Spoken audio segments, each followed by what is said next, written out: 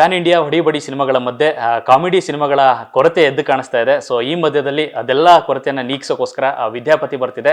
ನಮ್ಮ ಜೊತೆ ಸಿನಿಮಾದ ನಾಯಕ ಮತ್ತು ನಾಯಕಿ ಇಬ್ಬರು ಕೂಡ ಇದ್ದಾರೆ. ಈ ಸಿನಿಮಾ ಬಗ್ಗೆ ಒಂದಷ್ಟು ಮಾತಾಡ್ಸೋಣ.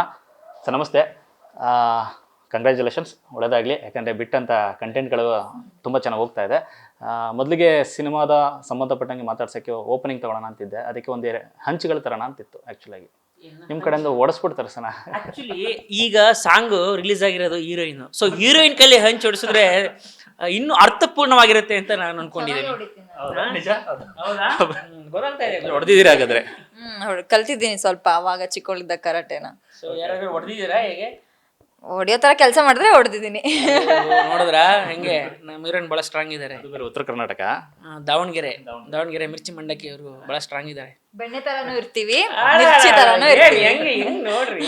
ಸಿನಿಮಾದಲ್ಲಿ ಯಾವ ಥರ ಹಾಗಾದ್ರೆ? ಸಿನಿಮಾದಲ್ಲಿ ಬೆಣ್ಣೆನೆ, ಫುಲ್ ಬೆಣ್ಣೆ. ಆಮೇಲೆ ಸ್ವಲ್ಪ ಮಿರ್ಚಿ ಹಾಕ್ತೀನಿ, ಬಟ್ ಅದೇ ಹೊಡ್ಕೊಳ್ಳೋಂತ ಕೆಲಸ ಮಾಡಿದ್ರೆ ಅದಕ್ಕೆ ಹಾಕ್ತೀನಿ ಅಷ್ಟೇ, ಏನೇನು ಇಲ್ಲ. ಇನ್ನು ಸಿನಿಮಾ ಕಡೆ ಬರೋದಾದ್ರೆ, ವಿದ್ಯಾಪತಿ ಟೈಟ್ಲ್ ಕೇಳ್ತಿದ್ದಂಗೆ ಏನಿರ್ಬೋದು ಟೈಟಲ್ ವಿಚಾರ ಅಥವಾ ಸಿನಿಮಾದಲ್ಲಿ ಕಥೆ ಏನಿರ್ಬೋದು ಅಂತ. ಮೇ ಬಿ ಇವರ ಪಾತ್ರದ ಪರಿಚಯ ಆದ್ಮೇಲೆ ಗೊತ್ತಾಗ್ತದೆ ವಿದ್ಯಾ ಅವರ ಪತಿ ಅಂತನಾ ಇದು? ಹೌದೌದು, ವಿದ್ಯಾಪತಿ. ಈಗ ನೋಡಿ, ನಾನು ರಿಯಲ್ ಲೈಫಲ್ಲಿ ಪೂಜಾಪತಿ, ನನ್ನ ಹೆಂಡತಿ ಪೂಜಾ.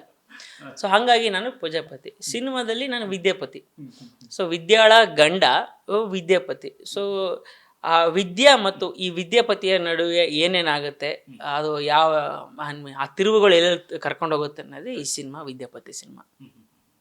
ಹಿಂದೆ ಮಾಡಿದಂಥ ಟಗರು ಪಲ್ಯ ಸಿನಿಮಾಗೂ ಈ ಸಿನಿಮಾಗೂ ಇರುವಂಥ ವ್ಯತ್ಯಾಸಗಳು, ಯಾಕಂದರೆ ಅದರಲ್ಲೊಂದು ಸಂಬಂಧಗಳ ಬಗ್ಗೆ, ಊರಿನ ಬಗ್ಗೆ ಒಂದು ಸಂದೇಶವನ್ನು ಹೇಳಿದ್ರಿ. ಇಲ್ಲಿ ಔಟ್ ಆ್ಯಂಡ್ ಔಟ್ ಕಾಮಿಡಿನೇ ಇರುತ್ತಾ ಅಂತ? ಯಾಕಂದರೆ ಇಕ್ಕಟ್ಟು ಗ್ಯಾಂಗ್ ಮತ್ತೆ ಸೇರಿದ್ರೆ ಡೆಫಿನೆಟ್ಲಿ ನೀವು ಹೇಳ್ದಂಗೆ ಹ್ಯೂಮರ್ ಇದ್ದೇ ಇರ್ತದೆ. ಟಗರು ಪಲ್ಯ ಸಿನಿಮಾದಲ್ಲೂ ಇತ್ತು, ಅದು ಇಕ್ಕಟ್ಟು ಸಿನಿಮಾದಲ್ಲೂ ಇತ್ತು. ಸೊ ಇದು ಸೇಮ್ ಇಕ್ಕಟ್ಟು ಸಿನಿಮಾನೇ, ಈ ಸಿನಿಮಾ ತಂಡನೇ ಈ ಸಿನಿಮಾ ಮಾಡಿರೋದು.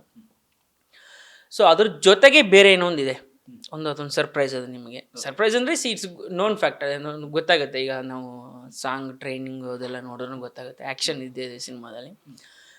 ಒಂದೇನಾಗುತ್ತೆ, ಪ್ರತಿಯೊಂದು ಸಿನಿಮಾದಲ್ಲೂ ಒಬ್ಬ ನಟನಾಗಿ ನಾವು ಎಲ್ಲ ರೀತಿಯಲ್ಲೂ ಗುರುತಿಸ್ಕೋಬೇಕು ಅಂತ ಒಂದೊಂದು ಹಪಾಪಿ ನಮ್ಮಲ್ಲಿ ಇದ್ದೇ ಇರ್ತದೆ. ಒಬ್ಬ ನಟನಾಗಿ ನಾನು ನಾನು ಇದರಲ್ಲೂ ಸಹ ಅನ್ನಿಸ್ಕೋಬೇಕು. ಈಗ ಅದು ನೋಡಿದ್ರೆ ಟಗರು ಪಲ್ಯದಲ್ಲಿ ಆ ಎಮೋಷ್ನಲ್ ಸೀನ್ಸ್ ಆಗಲಿ, ಆ ಥರ ಸೀನ್ಸ್ ಆಗಲಿ, ಇವನು ಎಮೋಷ್ನಲ್ ಸೀನು ಚೆನ್ನಾಗಿ ಮಾಡ್ತಾನೆ ಗುರು ಅಂತ ಅನ್ನಿಸ್ಕೊ ಅಂತ ಅವಾಗ ಸೈ ಅಂತಂದರು.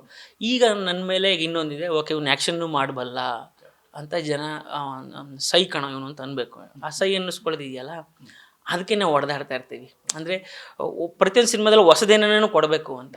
ಸೊ ಅದು ಈ ಸಿನಿಮಾದಲ್ಲಿ ಆಗತ್ತೆ ಅಂತ ಅಂದ್ಕೊಂಡಿದ್ದೀನಿ. ನಿಮ್ಮ ಒಂದು ಫಸ್ಟ್ ಪ್ರೋಮೋ ಬಿಡ್ತೀರಿ, ಪ್ರೋಮೋ ಬಿಟ್ಟಾಗ ಅನಿಸಿದ್ದು ನಿಮ್ಮಿಬ್ಬರ ಕಾಂಬಿನೇಷನ್, ನಿಮ್ಮದು ಮತ್ತು ರಘು ಸರ್ದು. ಎಲ್ಲ ಒಂದು ಕಡೆ ಡ್ರಂಕನ್ ಮಾಸ್ಟರ್ ಬ್ರೂಸ್ ಲೀ ಮತ್ತು ಅದೊಂದು ಕ್ಯಾರೆಕ್ಟರ್ ಬರುತ್ತಲ್ಲ, ಎರಡನ್ನೂ ನೆನೆಸ್ತಾ ಇತ್ತು ಅದು. ಹೌದೌದು, ಆ ಛಾಯೆ ಇದೆ ಈ ಸಿನಿಮಾದಲ್ಲಿ.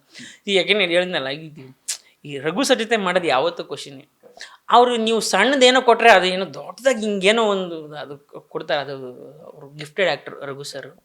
ಸೊ ಅವ್ರ ಗೆಟಪ್ ಇರ್ಬೋದು, ಮತ್ತೊಂದು ಇರ್ಬೋದು. ಇಲ್ಲ ಆ್ಯಕ್ಚುಲಿ ರಘು ಸರ್ ಕೈಲಿ ಈ ಪಾತ್ರ ಮಾಡ್ಸೋಣ ಅಂತಂದಾಗ ನಮ್ಮ ಡೈರೆಕ್ಟರ್ ಎಲ್ಲ ಕೂತ್ಕೊಂಡು, ಇಲ್ಲ ಅವ್ರದ್ದು ಸುಮ್ಮನೆ ಬರೋದು ಬೇಡ, ಒಬ್ಬ ಟ್ರೈನರ್, ಒಬ್ಬ ಏನೋ ಸೆನ್ಸೈ ಅಂತ ಹೇಳ್ತೀವಿ, ಕರಾಟೆ ಮಾಸ್ಟ್ರು, ಅದನ್ನು ಅದೇ ಥರ ಮಾಡೋಣ, ಒಂದು ಮೀಸೆ ಒಂದು ಇದ್ರ ಥರ. ಸೊ ಡಿಫ್ರೆಂಟ್ ಗೆಟಪ್ ಎಲ್ಲ ಯೋಚನೆ ಮಾಡಿ ಮಾಡಿಸಿದ್ದು ಅಂತ. ಸೊ ಡೆಫಿನೆಟ್ಲಿ ಆ ಪಾತ್ರದ ಮೂಲಕ ಕೂಡ ಎಂಟರ್ಟೈನ್ಮೆಂಟ್ ನೀವು ಎಕ್ಸ್ಪೆಕ್ಟ್ ಮಾಡ್ಬೋದು.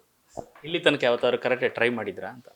ನಾನು ಸ್ಕೂಲಲ್ಲಿ ಫ್ರಂಟ್ ಲೈನಲ್ಲಿ ಕರಾಟೆ ಮಾಡಿದ್ದೀನಿ. ನಮ್ಮ ಪಿ ಟಿ ಮಾಸ್ಟರ್ ಹೇಳ್ಕೊಡ್ತಿದ್ರು. ಕರಾಟೆ ಎಲ್ಲ ಹೇಳ್ಕೊಡ್ತಿದ್ರಾ? ನಮ್ದು ಸ್ಕೂಲಲ್ಲಿ ಓದಿದಾರೆ ಇವರು. ನಮ್ದು ನವೋದಯ ಸ್ಕೂಲು, ಅಲ್ಲಿ ಎಲ್ಲ ಯೋಗ ಕರಾಟೆ. ಸೊ ನಾವು ಒಂಥರ ಜಾಕ್ ಆಫ್ ಆಲ್. ಅದನ್ನ ನೋಡಿದ್ರೆ ಹೆಂಚು ಹೊಡೆದಿರೋದು ಒರಿಜಿನಲ್ ಆಗಾದ್ರೆ?